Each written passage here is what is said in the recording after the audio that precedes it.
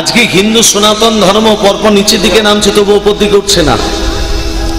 কেন উঠছে না? না আজকে মানুষ মানুষের শত্রু, আজকে হিন্দুরাই হিন্দুদের শত্রু। বুকে হাত দিয়ে কথা বলুন। তুমি যদি তিলক সেবা করো, তুমি যদি মালা পরো, তোমাকে নিয়ে পাড়ার সমালোচনা শুরু হয়ে যায়। হ্যাঁ, নিজে ভালো করবে না, অপরকে ভালো করতে দেবে না হিন্দু সমাজ। তুমি যদি পাকা বাড়ি করো, তোমার ছেলে যদি চাকরি পায়, তোমার প্রতি হিংসা বেড়ে যাবে। কেন এগুলো হয়? তোমার বাবা মা যদি মারা যায়, পাড়া প্রতিবেশীকে ডাকতে হবে, চলো আমার বাবা মারা গেছে, সৎকার্য করে দেবে চলো। আর একজন মুসলিমদের কেউ যদি মারা যায়, পাড়া প্রতিবেশী ডাকতে হয় না, শোনা মাত্রই ছুটে যায় মাটি দেওয়ার জন্য। কত তফাৎ! হিন্দুরাই আজকে হিন্দুদের শত্রু। জেগে ওঠো, অন্ধকারে ঘুমিয়ে থেকো না, অন্ধকারে ঘুমিয়ে থেকো না। টাকার নোটে কার ছবি থাকে? টাকার নোটে কার ছবি থাকে মা? গান্ধীজি। গান্ধীজি একটা ছাগল পুষেছিল বলে ছাগলের দড়িটাকে যত্ন করে রেখে দেওয়া হলো, কিন্তু যারা দেশের জন্য যাদের ফাঁসি হলো, তাদের গলার দড়িটাকে যত্ন করে রাখা হলো না। তো কোথায় অন্ধকারে ডুবে আছে মানুষ? যারা 100 টাকার বিনিময়ে, 200 টাকার বিনিময়ে, 500 টাকার বিনিময়ে, 1000 টাকার বিনিময়ে দেহ ব্যবসা করে, সমাজ তার দিদিকে বেশ্যা বানিয়ে দিল। সমাজ তার দিদিকে বাবা বেশ্যা বানিয়ে দিল। আর যারা কোটি কোটি কোটি কোটি টাকা উপায় করে ছোট ছোট জামা পরে সিনেমা তৈরি করছে, জগৎ তার দিদিকে নায়িকা বানিয়ে দিল। আর ডুবে থেকো না, বেরিয়ে এসো। একবার চোখ মিলে তাকিয়ে দেখো, তোমার সামনে সব অন্ধকার। এই অন্ধকারকে দূরীভূত করে সবাই মিলে উচ্চ ঈশ্বরে বলো, সবাই মিলে বলো কৃষ্ণ কৃষ্ণ নাম, রাধা রাধা, কৃষ্ণ কৃষ্ণ বলো তোরা, রাধা রাধা বল। কৃষ্ণ কৃষ্ণ বলো তোরা, রাধা রাধা বল। কৃষ্ণ কৃষ্ণ বলো তোরা, রাধা রাধা বল। কৃষ্ণ কৃষ্ণ বলো তোরা, রাধা রাধা বল। কলি যুগে, কলি যুগের কৃষ্ণ নামে পথে নিঃসঙ্গ। কলি যুগে কৃষ্ণ নাম পথে নিঃসঙ্গ।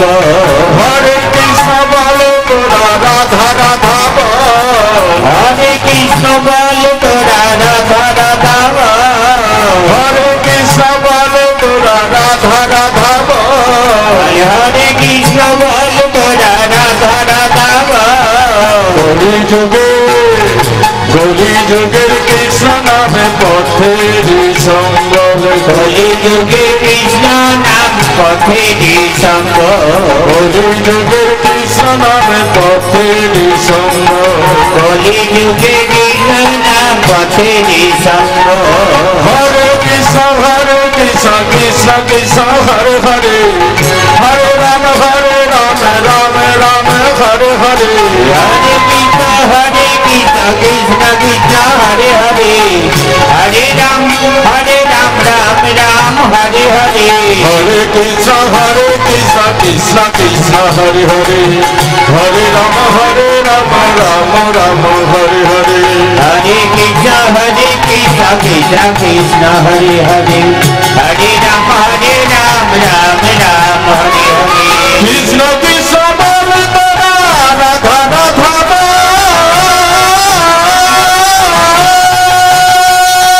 কৃষ্ণ কৃষ্ণ বল তোরা, রাধা রাধা বল। কৃষ্ণ কৃষ্ণ বল তোরা, রাধা রাধা বল।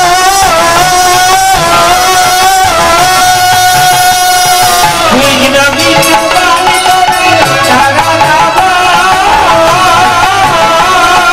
কলি যুগের কৃষ্ণ নাম পথেরি সম্বল। কলি যুগের কৃষ্ণ নাম পথেরি সম্বল।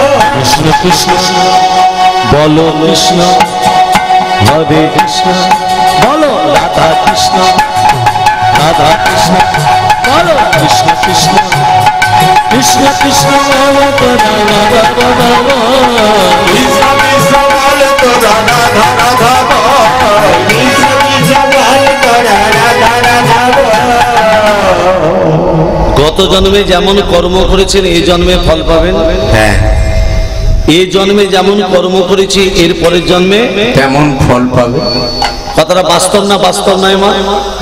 তাহলে বিধাতাকে সবাই বলে বিধাতা লেখন কে করিবে খণ্ডন। বিধাতাকে তুমি তোমার বিধাতা।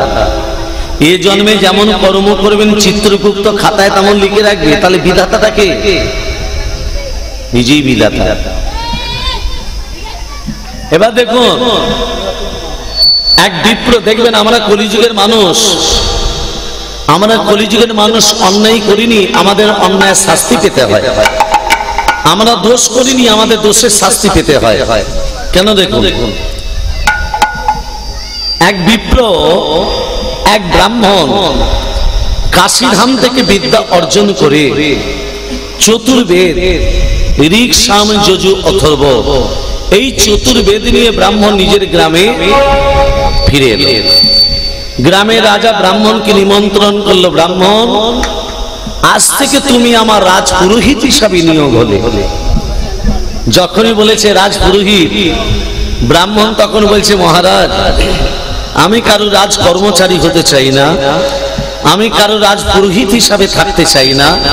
যদি আপনি মনে করেন আমাকে একটা মন্দির করে দিন, ওই মন্দিরে মাদুকুরি করে যেটুকু পাবো, মাদুকুরি মানে ভিক্ষা করে যা কিছু পাবো, রাধা মাধবকে সেবা দিয়ে প্রসাদ আমি পাবো।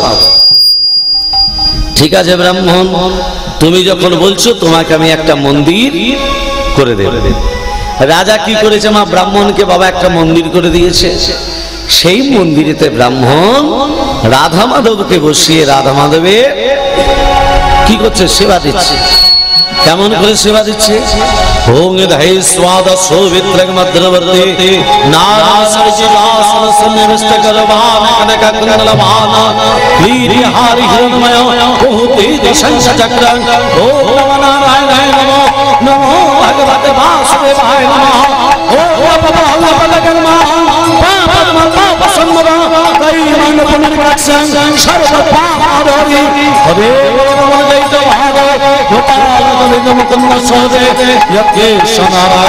কৃষ্ণ বিষ্ণু জগদীশ রক্ষ ওম সর্বমঙ্গলমঙ্গলে শিবে সর্বতস্বাধিকে হরে নমঃ নারায়ণ নমস্তুতে সৃষ্টি শ্রী বিনাশনে সত্যভূত সনাতনী পুনঃসৈকুলমুক্তে নারায়ণ নমস্তুতে শরণাগত গিরিরাজ বিজ্ঞান পরায়ণে সর্বশাস্ত্রে নারায়ণ নমস্তুতে উচ্চাকুচ্চক চিত্তাং তঙ্গহন স্মৃতিরঞ্জনং সুত্রী ভক্তমে দেবী তৎপ্রসাদ শ্রেষ্ঠী ওম ব্রহ্মং পুনরিকাক্ষং সর্বযজ্ঞ সরহরে তস্মৈ কৃষ্ণ জগৎকৃষ্ণং প্রণীতে প্রণীতাং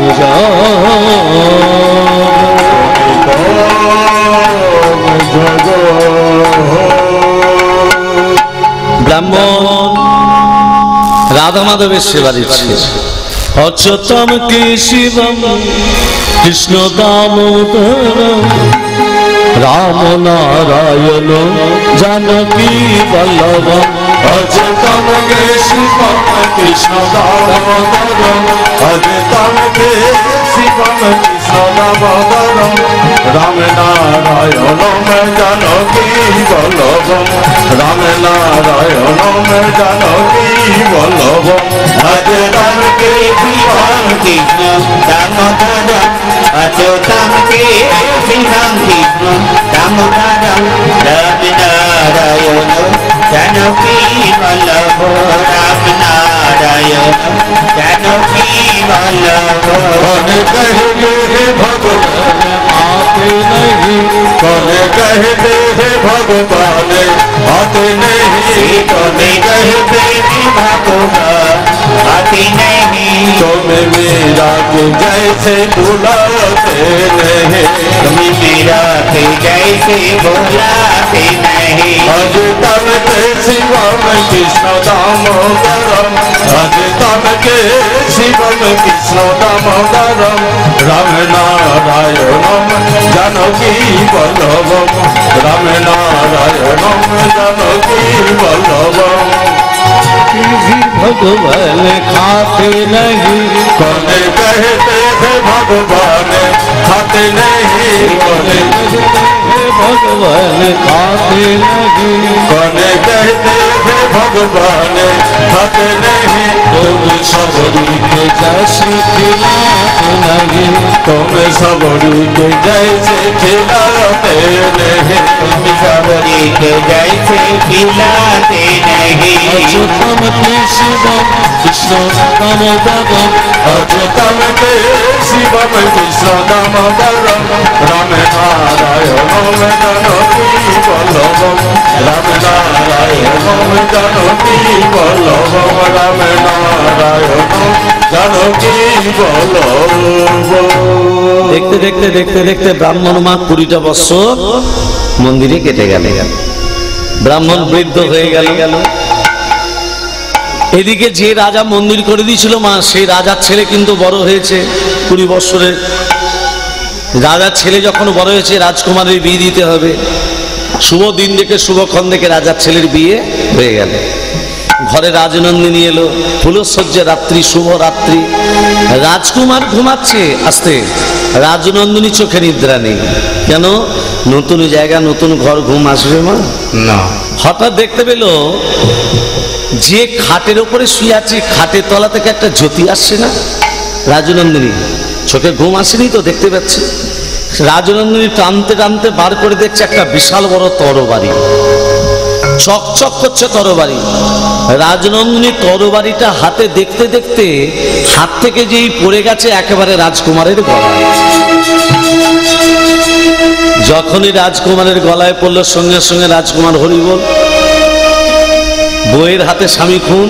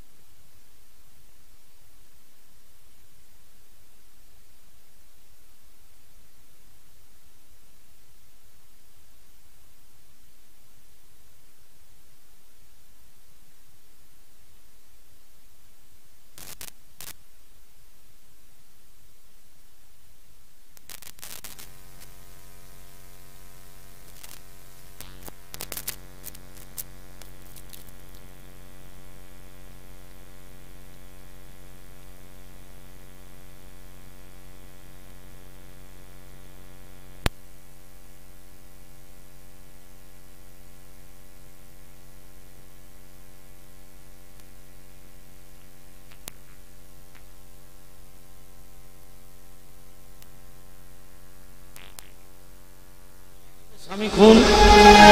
সকাল যখন হবে, রাজা যখন জানতে পারবে আমারও গদ্দান নেবে, নেবে না? একমাত্র ছেলে বলে কথা। মামা ভোর হয়ে আসছে, ওই বৃদ্ধ ব্রাহ্মণ যাকে রাজা 20 বছর আগে মন্দির করে দিয়েছিল, সেই বৃদ্ধ ব্রাহ্মণ কুয়ো থেকে জল তুলে স্নান করছে। আর রাজনন্দিনী দেখতে পেয়ে বলছে, বাঁচাও বাঁচাও বাঁচাও বাঁচাও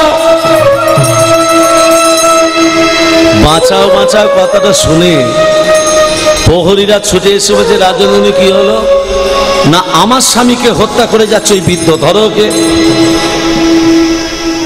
আমার স্বামীকে হত্যা করে যাচ্ছে। ব্রাহ্মণের হাতে বাঁধা হলো। রাজার কাছে নিয়ে এসে বলছে, রাজামশাই, আপনার একমাত্র ছেলেকে হত্যা করেছে এই বৃদ্ধ। মাল্যকে দোষটা চাচ্ছে কার ওপর? এটা কলিযুগে ঘটছে মা। অন্যায় করছে একজন, অন্যায়ের শাস্তি পাচ্ছে অন্য আর একজন। দোষ করছে একজন, দোষের শাস্তি পাচ্ছে অন্য আর একজন। রাজনন্দিনী বলছে, মহারাজ, আমি নিজের চোখে দেখেছি আমার স্বামীকে হত্যা করতে। শোনো, যে হাতে আমার ছেলেকে হত্যা করেছে এই বৃদ্ধ ব্রাহ্মণ, ব্রাহ্মণের হাত দুটো কেটে দাও।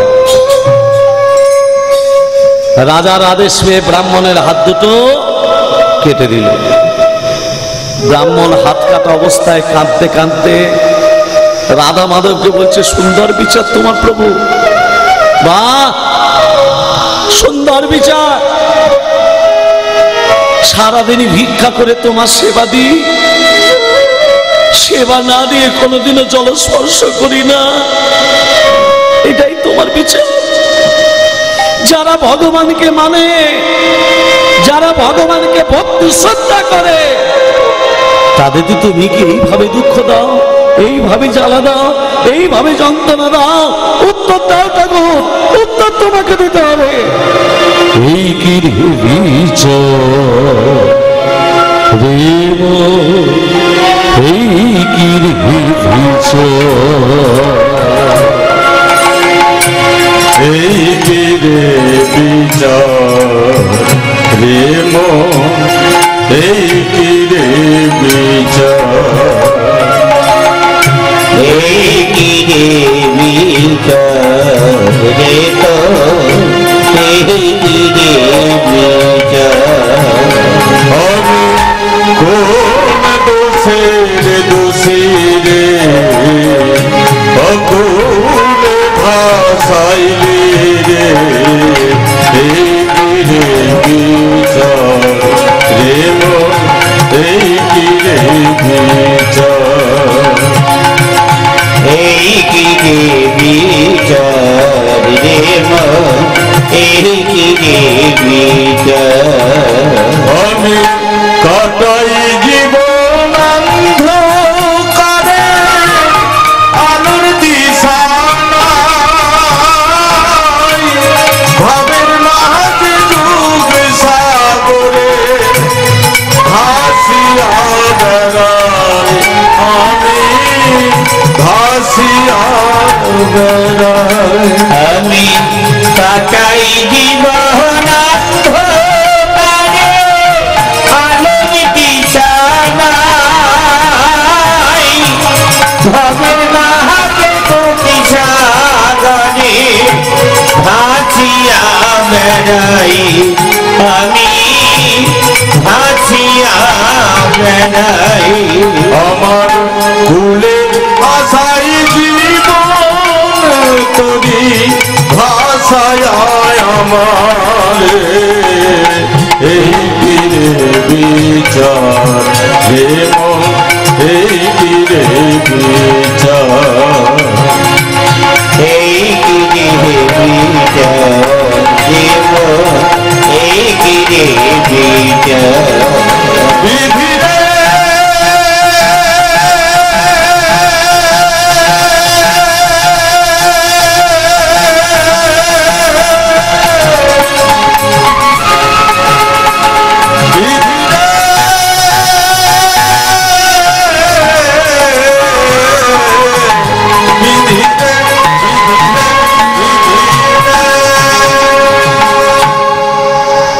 ব্রাহ্মণ মনে মনে ভাবলো এই গ্রামে আমি আর থাকবো না। এই গ্রামে থেকে হাত দুটো কেটে দিল রাজা, এই গ্রামে আর থাকবো না। নিজের গ্রাম থেকে চলে এলো কাশীধামে। বাবা কাশীধামে এসে শুনতে পেল একজন ত্রিকালদর্শী এসেছে। ত্রিকালদর্শী মানে যিনি ভূত ভবিষ্যৎ বর্তমান বলতে পারে। আগে কোনটার মতো করুন। ওই ত্রিকালদর্শীর কাছে এসে যখনই পৌঁছেছে মনে মনে ভাবলো ত্রিকালদর্শী বলে দিতে পারে আমার হাত দুটো কাটা হলো কেন। যেই ত্রিকালদর্শীর ঘরে প্রবেশ করেছে মা ত্রিকালদর্শীর ওখানে ঘরে ছিল না, ছিল কে? স্ত্রী। কে?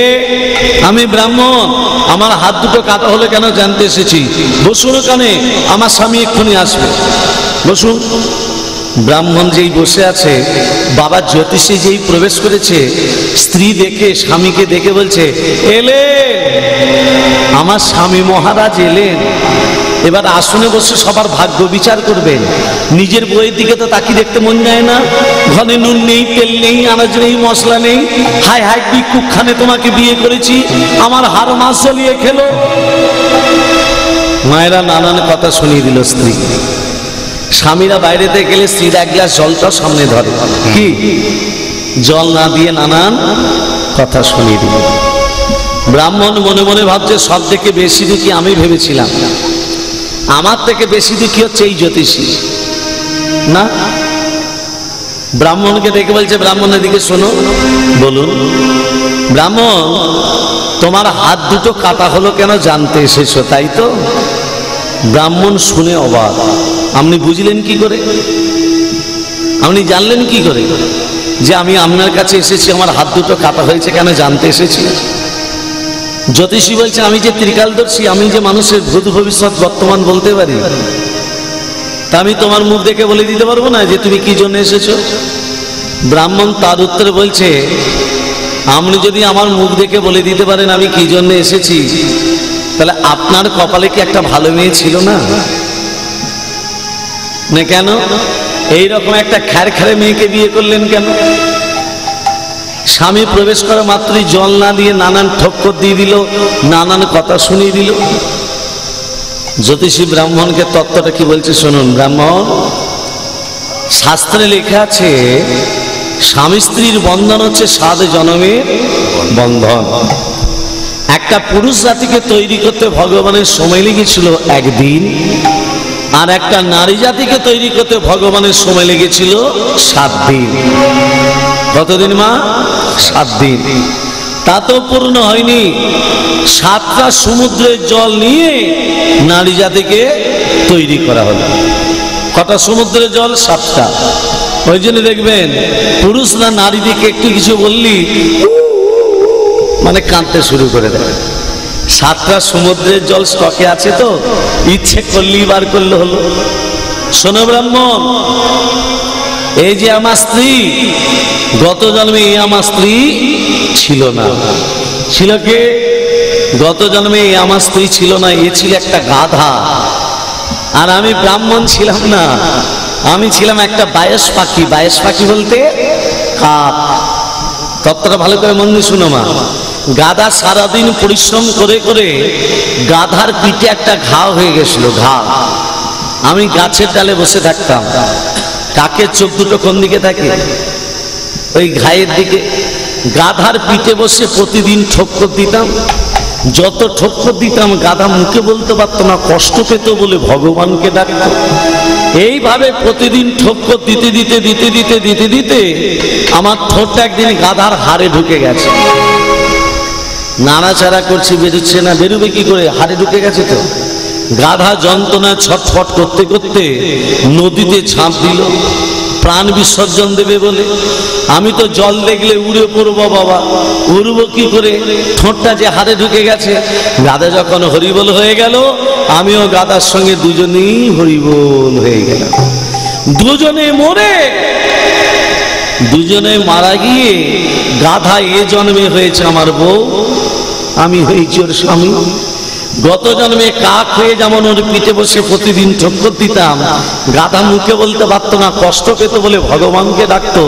এ জন্মে আমার বউ হয়ে আমাকেও প্রতিদিন ঠক্কর দেয়, আমিও কিছু মুখে বলতে পারি না, আমিও ভগবানকে ডেকে চলেছি। যেমন কর্ম তেমন ফল। শাস্ত্রের বিধান। অবশ্য মেয়ে বা ভক্তব্যম কৃত কর্মা শোভা শোভম। কি বললাম মা? অবশ্য মেয়ে বা ভক্তব্যম কৃত কর্মা শোভা শোভম। অবশ্যই আমাদের ফল ভোগ করতে হবে কৃত কর্মের ফল। শুভ হলে হবে পূর্ণ, অশুভ হলে হবে পাপ। পাপ কোনদিন পাপকে ছাড়ে না। ব্রাহ্মণ বলছে, আমার হাত দুটো কাটা হলো কেন? আপনি ঠক্কর দিয়েছিলেন তাই ঠক্কর কাটছে। আমার হাত দুটো কাটা হলো কেন?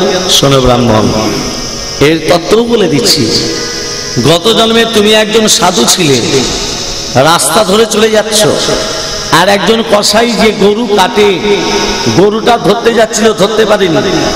তোমাকে রাস্তার মাঝখানে বেয়ে বলছে, সাধু আমার গরুটা কোন দিকে গেল জানো?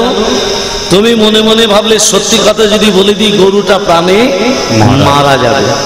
মুখে কিছু না বলে ইশারা করে হাত দুটোকে আগিয়ে দিলে। কি করলে? মুখে কিছু না বলে গত জন্মে হাত দুটো এগিয়ে দেওয়ার জন্য, ইশারা করে দেখিয়ে দেওয়ার জন্য এ জন্মে তোমার হাত দুটো কাটা হলো গো অপরাধের জন্য।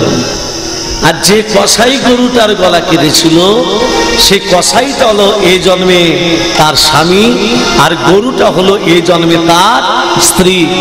গত জন্মে কসাই যেমন গরুটার গলা কেটেছিল, এ জন্মে স্ত্রী হয়ে তরবারির দ্বারা স্বামীর গলাটা কাটা গেল। হরি হরি বল। এলো রে আমাদের গৌরে এলো রে, এলো রে সোনার নদিয়ায়, শঙ্খ ধ্বনি হলো ধ্বনি শব্দ শোনা যায় আমাদের গৌরে এলো রে। আমাদের গৌরে এলো রে সোনার নদিয়ায়, শঙ্খধ্বনি হলো ধ্বনি শব্দ শোনা যায় আমাদের গৌরে এলো রে। গৌরে এলো রে সোনার নদিয়ায়, শঙ্খধ্বনি হলো ধ্বনি শব্দ শোনা যায় আমাদের গৌরে এলো রে। গৌরে এলো নিতাই এলো গৌরে এলো রে, গৌরে এলো নিতাই এলো গৌরে এলো রে।